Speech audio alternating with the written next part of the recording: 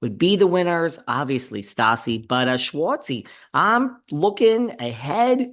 I think the winner of the VPR cancellation, besides um, Ariana, is going to be Schwartzy. I mean, it was James. He had a real DJ gig opening for Paulie D. Same manager. Probably still have some of the gigs, but not if Paulie says, get this guy off my bill. So Schwartzy, my money is on Schwartzy. Wow, I didn't see that one coming. Still has a small dick, but hey, he's a cute guy. He gets it. Paige and Craig, we talked about earlier in the week. We did a quick hit on Tuesday afternoon. They broke up.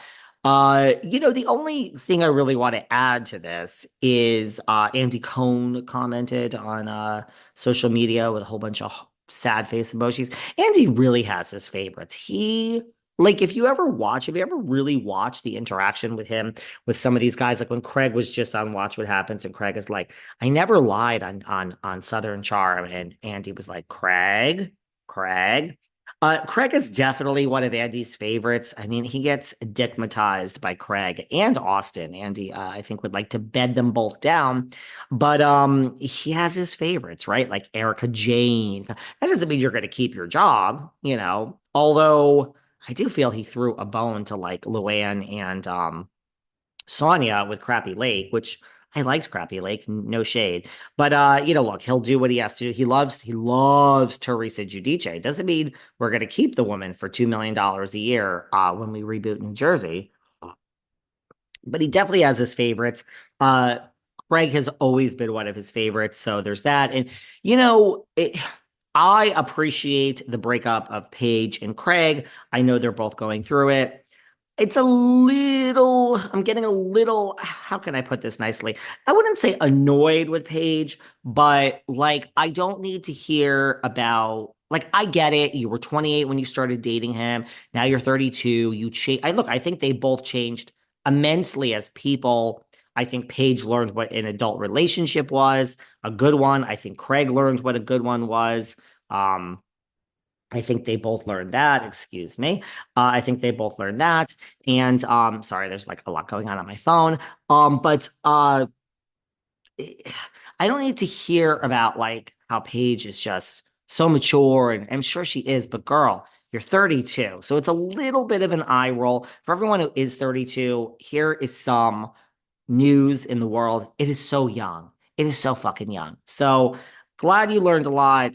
It's almost self-indulgent at this point. Let's see if there's any new news about these two, but I don't know. You're 32, girl. Sorry it didn't work. I really liked them as a couple, and now it's over.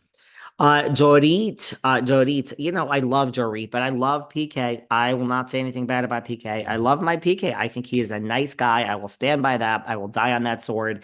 Um, it's back this week. Beverly Hills is back, and I'm very excited for this scene which we have coming up. I don't know if you guys have slowed it down or listened to all the audio on this, but the fight over the text of Kyle texting PK Garcelle, shady Garcelle, Miss Bouvet. Did you blow this up and tell everyone? I mean, Kyle told you. Well, how did it get out to the group? I mean, you told the group, Garcelle. Garcelle, she's a silent sniper.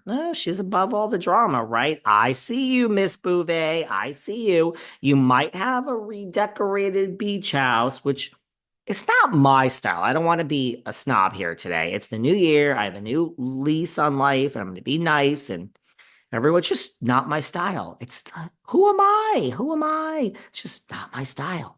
But Kyle and Dorit, we have the scene. It's coming up this week on Tuesday. We are almost there, and it's a fighting over the text. And Kyle says to Dorit, PK has been a better friend than you have. I love how PK and PK did not tell me when I saw him a few months ago that he was basically a huge part of this show without even being in it. I know he never didn't know. You never know the editing. Well, anyway, Dorit is upset that not just that PK is texting Kyle, but she's upset that Kyle is texting with PK more than she is texting with Dorit. I think Dorit is jealous of PK for Kyle's friendships, right? Um, and you know, they're going on and on and on, and they're fighting over it. And, Dorit's saying it's not cool and it hurt me. And then Kyle is saying, she says, Dorit says it's not cool and it hurt me. Kyle says, I am done. I am done. And that was not the right thing to say to Dorit. Dorit waves her finger and says, I need clarity. I want clarity. What does that mean? I don't blame Dorit. I'm team Dorit in this one. I'm done could mean a lot of things. Are you done texting PK? Are you done having a friendship with PK? Or are you done speaking to me? Or are you done with me? It's a very vague, not to be a lawyer, Miss Richards, but I am done is a very vague statement. And Dorit does not like it. She gets very upset. Kyle says, you want clarity? I'm done doing this with you. I've tried to fix this with you. Dorit screams back, as have I. Yes, I've really slowed this down and listened to the actual words.